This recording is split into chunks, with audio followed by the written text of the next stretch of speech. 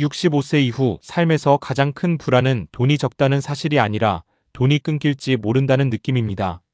아직은 괜찮은 것 같은데 이 상태가 계속 유지될 수 있을지 매달 스스로에게 묻게 됩니다. 특히 일을 그만두고 나면 이 질문은 더 자주 더 깊어집니다. 그래서 노후 준비에서 가장 중요한 것은 자산의 크기가 아니라 현금 흐름이 끊기지 않는 구조를 만드는 일입니다.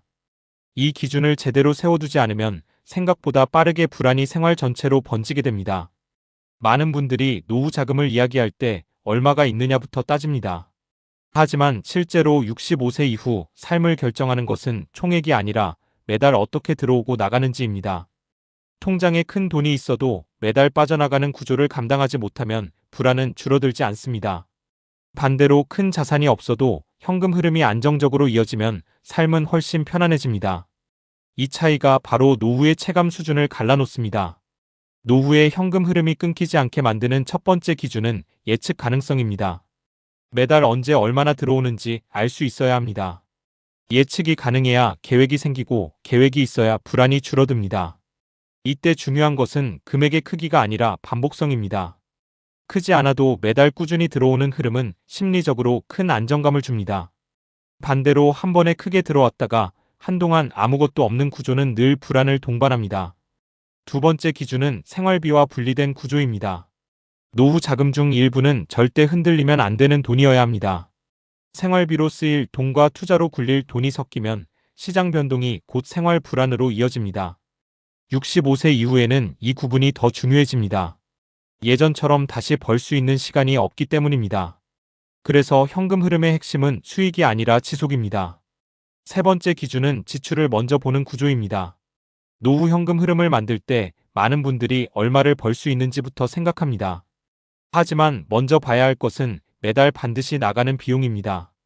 주거비, 의료비, 관리비, 통신비처럼 줄이기 어려운 지출을 기준으로 최소 현금 흐름을 설정해야 합니다. 이 기준이 명확하지 않으면 현금 흐름이 있다고 느끼다가도 어느 순간 갑자기 부족해졌다고 느끼게 됩니다. 네 번째 기준은 외부 변수에 덜 흔들리는 구조입니다. 노후에는 예기치 않은 일이 자주 생깁니다. 건강 문제, 가족 문제, 주거 변화 등으로 지출이 갑자기 늘어날 수 있습니다. 이때 현금 흐름이 하나의 원천에만 의존하고 있다면 위험해집니다. 끊기지 않는 현금 흐름이란 여러 갈래로 이어진 구조에 가깝습니다. 하나가 흔들려도 전부가 멈추지 않도록 설계돼 있어야 합니다. 다섯 번째 기준은 심리적으로 감당 가능한 구조입니다. 숫자로는 괜찮아 보여도 마음이 불안하면 그 구조는 오래 유지되지 않습니다. 매달 통장을 확인하며 가슴이 내려앉는 구조라면 다시 설계해야 합니다. 노후 현금 흐름의 기준은 이론이 아니라 체감입니다. 스스로 안심할 수 있어야 끊기지 않습니다. 많은 분들이 65세 이후에도 어떻게든 되겠지라고 생각합니다. 하지만 이 시기에는 작은 차이가 큰 결과로 이어집니다. 현금 흐름이 한번 끊기면 다시 연결하기가 쉽지 않습니다. 그래서 미리 기준을 세워두는 것이 무엇보다 중요합니다. 앞에서 말씀드린 현금 흐름 기준을 실제로 어떻게 적용하느냐에 따라 65세 이후 삶의 안정감은 완전히 달라집니다. 전문가 관점에서 보면 노후에 현금 흐름이 끊기지 않는 사람들은 특별히 돈이 많아서가 아니라 구조를 먼저 만든 사람들입니다. 반대로 자산은 있어도 늘 불안한 사람들은 이 구조를 놓친 경우가 많습니다. 가장 먼저 확인해야 할 것은 현금 흐름의 바닥선입니다. 이 바닥선은 최소 생활이 가능한 수준을 의미합니다. 주거비, 의료비, 관리비, 통신비처럼 매달 반드시 나가는 비용을 합친 금액이 바로 기준이 됩니다. 이 금액을 커버하지 못하는 구조라면 어떤 투자 수익이 있어도 노후는 불안해질 수밖에 없습니다. 현금 흐름이 끊기지 않는 사람들은 항상 이 바닥선을 먼저 채워둡니다. 두 번째로 중요한 것은 현금 흐름의 성격 구분입니다. 모든 돈이 같은 역할을 하면 안 됩니다. 어떤 흐름은 생활을 지탱하는 역할을 하고 어떤 흐름은 여유를 만드는 역할을 합니다. 이 두 가지가 섞이면 문제가 생깁니다. 생활비가 걸린 돈이 흔들리면 심리적으로 버티기 어렵기 때문입니다. 노후에 안정적인 사람들은 생활을 지탱하는 흐름을 가장 보수적으로 설계합니다. 세 번째는 시간에 대한 인식 변화입니다. 은퇴 전에는 시간이 늘 아군이었습니다. 손실이 나도 회복할 기회가 있었기 때문입니다. 하지만 65세 이후에는 시간이 빠르게 흘러갑니다. 매달 지출은 기다려주지 않습니다. 그래서 현금 흐름 설계에서 중요한 것은 장기 수익률보다 지속기간입니다. 몇 년을 버틸 수 있는지가 아니라 몇 년 동안 끊기지 않는지가 핵심이 됩니다. 네 번째는 변동성에 대한 거리두기입니다. 노후의 현금 흐름이 안정적인 사람들은 시장 변동과 생활을 일정 부분 분리해 둡니다. 투자 자산이 흔들려도 당장 생활비에 영향을 주지 않도록 구조를 만들어 둡니다.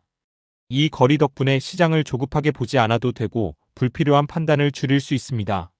반대로 이 분리가 안 된 경우에는 작은 변동에도 큰 스트레스를 받게 됩니다. 다섯 번째는 예상하지 못한 상황을 전제로 한 설계입니다. 노후에는 늘 계획에 없던 일이 생깁니다. 병원비가 늘어나거나 가족 문제로 지출이 커질 수 있습니다. 이때 현금 흐름이 하나의 통로에만 의존하고 있으면 쉽게 막힙니다. 끊기지 않는 현금 흐름은 여유 자금이 아니라 회복할 수 있는 여지를 포함한 구조입니다. 전문가들이 공통으로 강조하는 점은 노후 현금 흐름은 공격적으로 키우는 대상이 아니라 조심스럽게 유지해야 할 기반이라는 사실입니다. 수익률을 조금 낮추더라도 안정성이 높아지면 전체 만족도는 오히려 올라갑니다. 노후에 중요한 것은 통장 잔액보다 마음의 평온입니다. 지금 이 시점에서 가장 중요한 질문은 하나입니다. 만약 오늘부터 아무런 소득이 새로 생기지 않는다면 지금의 구조로 얼마나 버틸 수 있을까 하는 질문입니다. 이 질문에 답하기 어렵다면 현금 흐름 설계가 아직 완성되지 않았다는 신호입니다. 현금 흐름은 어느 날 갑자기 만들어지지 않습니다. 기준을 세우고 역할을 나누고 시간을 두고 다듬는 과정이 필요합니다. 특히 65세 이후에는 현금 흐름이 한 번만 흔들려도 회복하기가 쉽지 않습니다. 예전에는 조금 부족하면 일을 더하거나 지출을 미뤄서 버틸 수 있었지만 이 시기에는 그런 선택지가 점점 줄어듭니다. 그래서 노후 현금 흐름의 기준은 잘 굴리는 방법이 아니라 오래 유지하는 방법에 가깝습니다. 매달 들어오는 돈이 크지 않아도 언제 들어오는지, 어디에서 들어오는지가 분명하면 생활은 훨씬 안정됩니다. 반대로 자산은 있어도 흐름이 불규칙하면 늘 불안이 따라옵니다. 노후에 끊기지 않는 현금 흐름이란 돈을 많이 버는 구조가 아니라 매달 삶이 이어질 수 있도록 받쳐주는 구조라는 점을 꼭 기억하셔야 합니다. 노후에는 돈이 많아도 현금 흐름이 끊기면 불안해집니다. 65세 이후에는 매달 들어오는 흐름이 있는지가 삶의 안정성을 결정합니다. 65세 이후 삶을 지켜주는 것은 큰 한방이 아니라 매달 이어지는 작은 흐름입니다.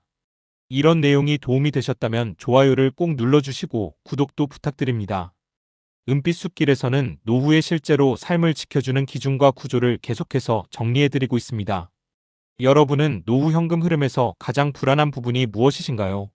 생활비인지 의료비인지 아니면 언제 끊길지 모른다는 불안인지 댓글로 남겨주시면 많은 분들이 함께 공감하고 도움을 받을 수 있을 것입니다. 감사합니다.